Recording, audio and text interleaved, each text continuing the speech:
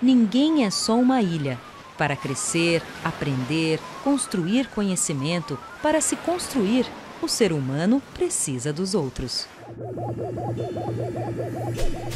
Interagir, trocar, partilhar, navegar. Para isso, embarcamos na linguagem, a grande ferramenta social de contato. E é ela que, possibilitando a troca com o outro, permite a cada indivíduo, constituído dessa interação com o outro, completar-se para conquistar o seu potencial. Esse é o pensamento de Lev Vygotsky, o psicólogo e professor judeu-russo que fundou a chamada psicologia histórico-cultural, também conhecida como psicologia interativista sociocultural ou psicologia socio-interacionista, ou ainda teoria histórico-social. Ele foi o primeiro psicólogo moderno a enfatizar que a cultura se integra ao homem pela atividade cerebral, estimulada pela interação entre parceiros sociais, mediada pela linguagem. A linguagem, a ferramenta que torna o animal homem, verdadeiramente humano. Contemporâneo do psicanalista e professor suíço Jean Piaget, Lev Vygotsky nasceu na cidadezinha de Orsha, em pleno Império Russo, na região da Bielorrússia, no final do século XIX. E morreu jovem, de tuberculose, aos 37 anos, porém com uma importante obra de mais de 200 de trabalhos científicos. Os mais conhecidos no livro Pensamento e Linguagem. Vygotsky recebeu a sua formação inicial diretamente de tutores na residência da sua infância, conforme a tradição das famílias abastadas, e mais tarde foi estudar na Universidade de Moscou, onde integrou um grupo de jovens intelectuais que buscavam um elo entre socialismo e uma nova psicologia integradora de corpo e mente. Assim, embora graduado em Direito, Vygotsky transitou também pelas áreas da medicina, psicologia, história, literatura, filosofia, atrás da formação interdisciplinar decisiva para a base das suas ideias, que mesclavam a biologia do corpo com a filosofia, literatura e psicologia da mente.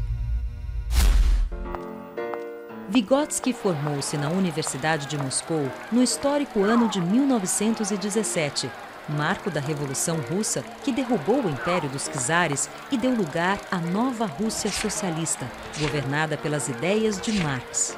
O discurso marxista postulava que tudo é histórico, fruto de um processo, e que são as mudanças históricas na sociedade e na vida material que modificam a natureza humana, em sua consciência e comportamento.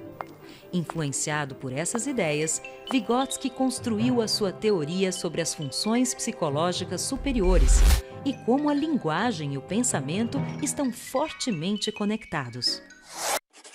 Para Vygotsky, é importante avaliar a criança pelo que ela está aprendendo e não pelo que já aprendeu.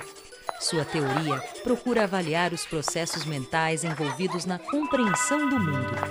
E o modelo de aprendizado descrito por suas ideias representou um grande salto para a pedagogia, especialmente quando descreve a zona de desenvolvimento proximal. Para ele, uma das etapas de aprendizagem mais importantes. Para entender as ideias de Vygotsky, é fundamental inteirar-se de 4 pensamentos chaves vygotskianos: interação, mediação, internalização e ZDP, Zona de Desenvolvimento Proximal. Vygotsky descobriu que para melhorar o nível da aprendizagem, mais do que o indivíduo agir sobre o meio, precisava interagir. Para ele, todo sujeito adquire seus conhecimentos a partir de relações interpessoais, de troca com o meio. Por isso, é chamado de interativo. Vygotsky afirma que aquilo que parece individual na pessoa é, na verdade, resultado da construção da sua relação com o outro. Um outro coletivo que veicula a cultura. As características e atitudes individuais estão profundamente impregnadas das trocas com o coletivo. E justamente é ali, no palco da cultura, dos seus valores, da negociação de sentidos tramada pelos grupos sociais, que se constrói e se internaliza o conhecimento.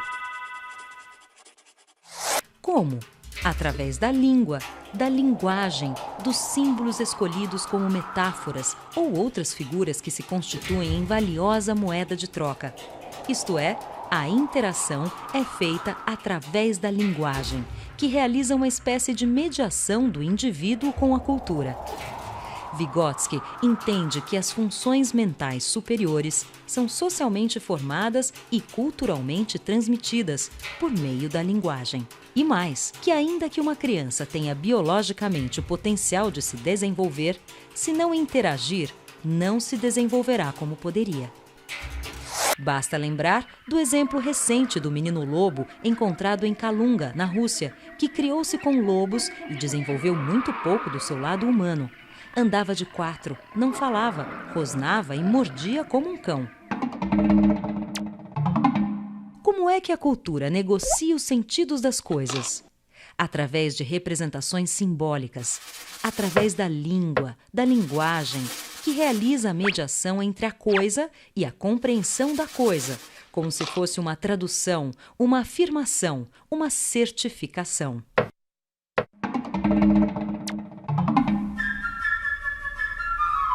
Se pegarmos, por exemplo, uma cadeira, e há um consenso entre nós de que vamos chamá-la de cadeira, e que se diz cadeira, e que serve para sentar, a criança entende.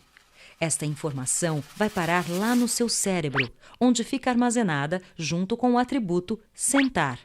Passamos assim para a terceira ideia-chave de Vygotsky: a internalização, que é o momento em que o aprendizado se completa, quando a criança, ao refletir sobre o nome e o significado de cadeira, ao internalizá-los, consegue abstrair o conceito de cadeira e torná-lo universal. E então, cadeira não cabe mais só na palavra cadeira, porque a própria criança descobre os muitos sentidos da palavra, que adquire, assim, novos tons afetivos, emocionais, de memória, de sentimento ou simplesmente de informação. Tudo via a mediação da linguagem, na troca com os outros, interação, e consigo mesma, internalização. A criança apreende conhecimentos, papéis sociais e valores. E, finalmente, a quarta expressão vygotskiana, ZDP, Zona de Desenvolvimento Proximal, que nada mais é do que aquele espaço em branco que existe entre o que a criança já sabe fazer sozinha, e aquilo que ela tem a potencialidade para vir a ser, desde que seja assistida, aprenda com os outros. Proximal vem de próximo, perto, íntimo, e é onde entra o professor, o adulto ou um colega mais experiente da roda da criança, que, como parceiros de estrada, detectam o seu potencial e a estimulam a se superar e a se apropriar do que, em tese, ela é naturalmente capaz. E assim fica claro o papel do professor.